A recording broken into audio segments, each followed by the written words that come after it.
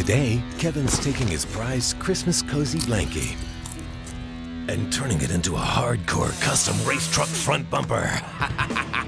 Then we're gonna install it on Project Rolling Thunder, our 600 plus horsepower street legal racetrack ready Ford Ranger. It's all today. That's life. Here on Trucks.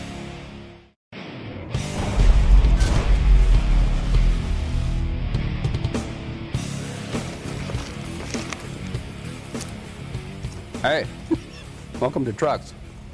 Well, I know that you or somebody in your family has gotten one of these for a gift, and you don't want to hurt the feelings of the person that got you this gift, but you don't really know what to do with it. Well, don't worry, I'm gonna help you out, because today we're gonna show you how to make this out of this. I'm not kidding. Yeah, well, while Kevin's turning this highly coveted Christmas gift into a custom bumper, I'm gonna be doing something else. Anything else. Maybe painting this frame. I just hope he's wearing more than his birthday suit under that thing. Whew. Well, to answer that question, yes, I am fully clothed underneath my super comfy Christmas present. And to get it right out of the way, right from the start, our custom bumper is made with a combination of fiberglass and fleece. And the end result is a custom molded bumper with an aerodynamic shape, a cool little kick out here, and enough real estate to house the APR carbon fiber inlets for our brake cooling ducts, as well as maybe even some real estate for some kind of a fog light down the road. And all of it is bathed in the high build polyester surfacer that you've seen us use quite a bit here on PowerBlock. And it all starts with a stock bumper and a wireframe.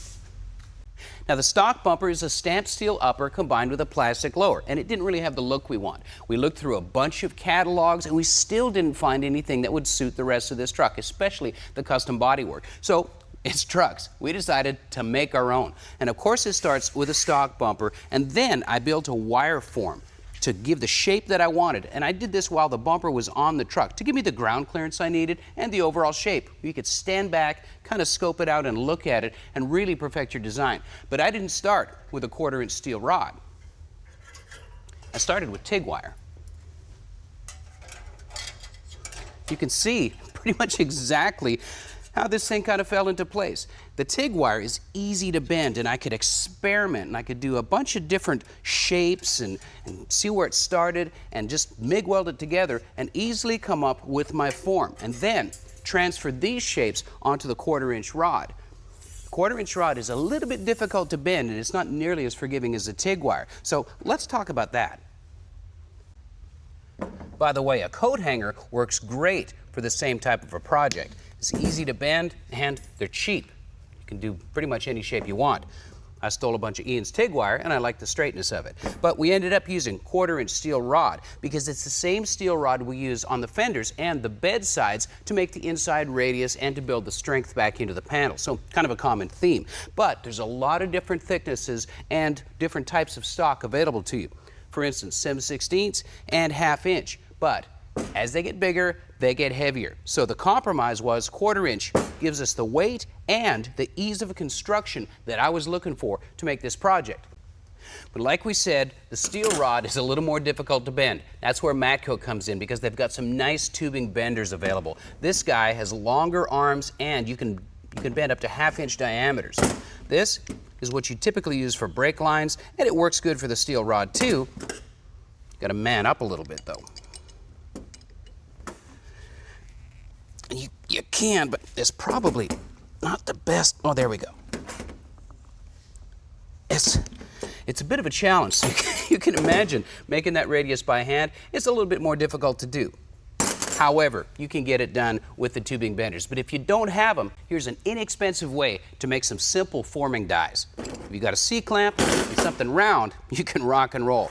This, for instance, is a pulley off of the 4.6 that we pulled out of the Ranger to put the new illuminator in. And it's obvious what you can do. You can literally use it to pull your forms around.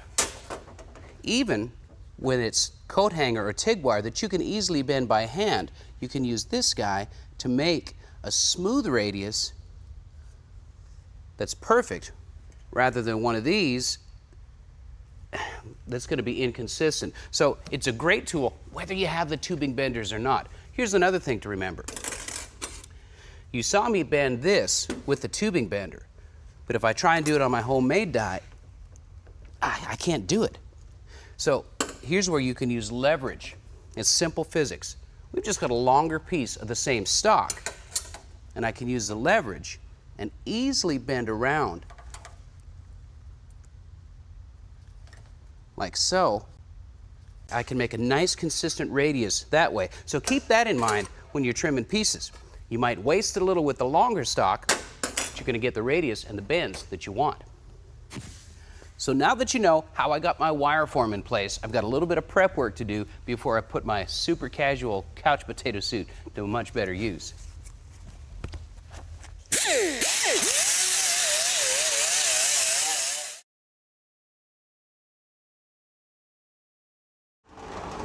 Hey, welcome back, where we're showing you how to make a custom front bumper out of some rather unconventional materials. Now, I've got all the metal prepped with 24 grit, which is very aggressive, but we need a good, strong mechanical bond. Well, here's the big secret. The reason this thing is so comfortable and flexible is because it's made out of fleece. And fleece has the amazing property to where you can stretch it and it retains the shape of what you're stretching it over. That's why guys doing pro audio projects use fleece, stretch it around wood forms, and it retains the shape once you add the fiberglass resin. Those guys use staples. We can't put staples in the metal bumper, so there's some other supplies and materials that you're gonna have to use. Obviously, you're going to need some kind of fiberglass resin. We just got this from the local auto parts supply store, and it usually comes with its own catalyst. Now, I've got this giant nut and bolt and some unwaxed dental floss. Hang in there. I'll explain what this is about later. Scissors to cut the fleece. Little single-edge razor blade helps to get in some tight corners, and disposable brushes, since the resin is pretty much going to make these useless after it sets up. You can use clothespins to hold things in place. However, they don't hold much tension, so we're going to use these binder clips. You can get these at any office supply, and they're stronger and they'll hold more tension than these guys. Now, this project is not quite as messy as working with traditional fiberglass matting. However, it's fiberglass, it's messy, so glove up, protect your skin. Now, this is a pretty fun body shop project. And it's really forgiving. The fleece doesn't really care which orientation you lay it down. You're kind of sneaking up on it and pinning one side to stretch the other side. It doesn't take a whole lot of force, but using multiple clamps gets you an even tension and a more even shape. What I found worked best for this bumper was to pull in opposite directions. For instance, we've got the top or the bottom, now we're working side to side. In particular, the inside of our air inlet as opposed to the outside of the bumper edge. And the beauty of fleece is that it conforms around corners, and you can really dictate the shape that you want just by stretching it in different directions. Now, here's where the unwaxed dental floss comes in handy. Basically, what you're doing is opposing the tension that you've created in the wire form. I'm tying it at one end and weighting it down with a giant nut and bolt on the other end. It's pretty obvious what it's doing. It's creating my cool little kick out. Now, the unwaxed part of the dental floss allows the resin to permeate the floss instead of sitting on top of it, so it literally becomes part of the bumper when you apply the resin. The mix ratio for your fiberglass resin and catalyst is obviously on the side of the can, but if it's really hot, you want to put a little less in. If it's very cold, you want to put a little more in. The point is mix it thoroughly once you've got your catalyst added to the resin. Now, this is the fun part, and there's really no skill or talent involved in this. You're simply brushing the fiberglass resin onto the fleece. Being careful, of course, not to put too much on and disturb the shape. Now, if you wanted to, you could put it in a large orifice spray gun and spray it on. I just find it's a little more therapeutic to do it this way. Okay, we let the resin set up for a couple of hours. Now we're going to try and take some of these clips off. And sometimes you get lucky and they just pop right off.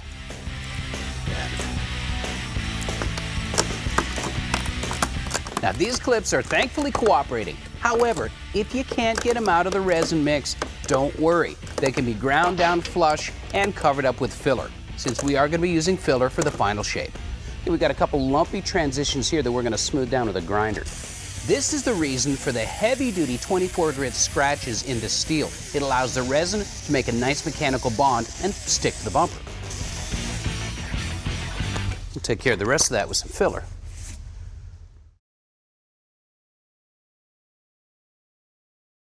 Hey, welcome back.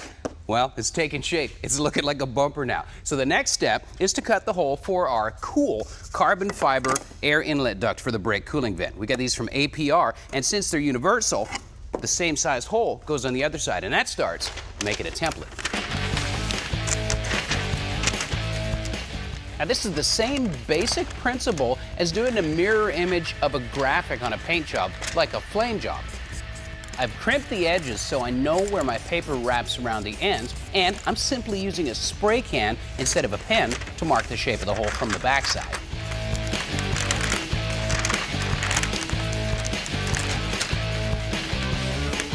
We take that, transfer it to the other side. In swapping it over to the other side, I'm also flipping it upside down so we have a literal mirror image. Using the sides that I folded over to mark, as well as some masking tape, and locating it in just about the same spot. I say just about because it's not really rocket science that we're working with here. I want to get it close and then eyeball it and then make my final adjustments as I sneak up on it. Now rather than run a pen around an inconsistent edge, I'm using the spray can again because it gives me a ballpark idea of where I'm going to start trimming.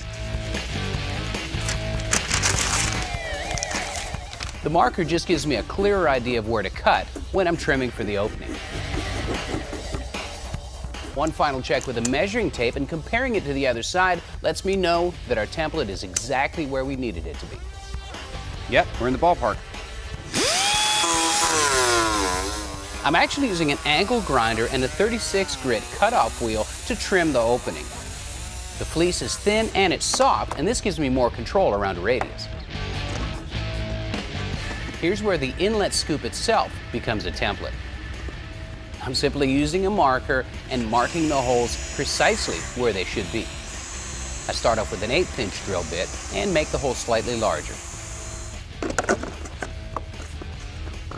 This side fits. Gonna build that up a little.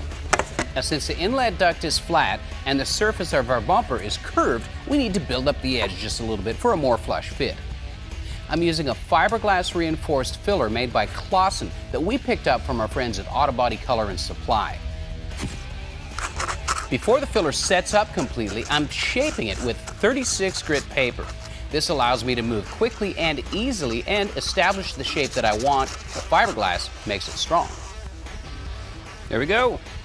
Now here comes the tedious part of auto body repair, which is basically using filler and blocking and filling and blocking and filling and blocking again.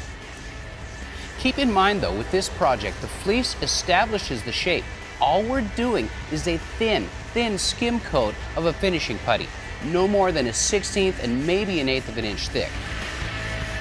I'm using 80 grit paper to block it out and really just refining the shape, filling in any cracks or pinholes that may be there, and quickly getting it ready for primer surfacer.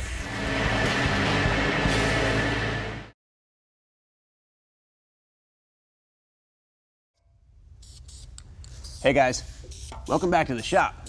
Well, while Kevin was eating popcorn and lounging in fleece, I had a chance to completely coat the frame of Project Rolling Thunder with POR. And in the areas where I couldn't get a brush, I'm just touching it up with some rattle can spray paint and get rid of the rust color on the inside spots.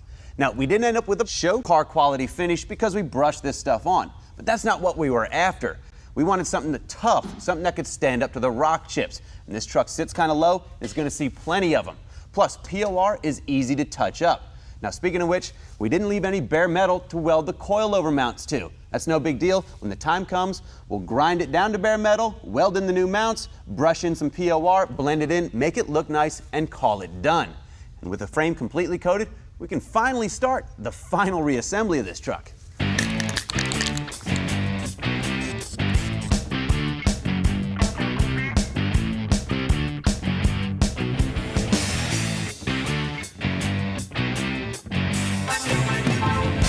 Now, hanging off the front of the Ranger is something we haven't shown you before, and it's the mounting bracket for the heat exchanger to cool the Supercharger. And it's just small diameter square tubing, 20 gauge sheet metal bent up, and it's attached to the body with rib nuts or nutserts, so it's removable.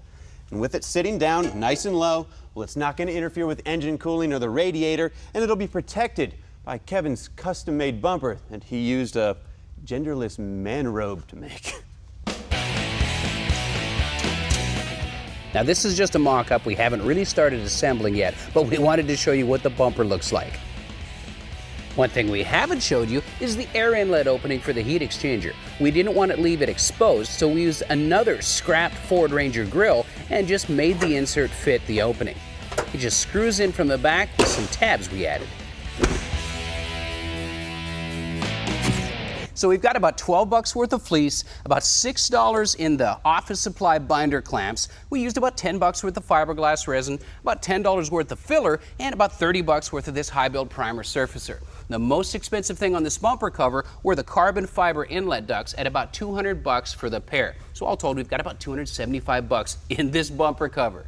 Now, if we wanted to go all race car crazy, we could send this off to a carbon fiber shop and have them use it for a plug and make us a carbon fiber bumper that looks exactly like this, but weighs about 3 pounds and costs about 3,000 bucks. So for 275, well, we've got a cool custom bumper that serves all of our purposes, including carbon fiber inlet ducts for our brake cooling ducts and lots of air coming in for our heat exchanger so our supercharger doesn't overheat.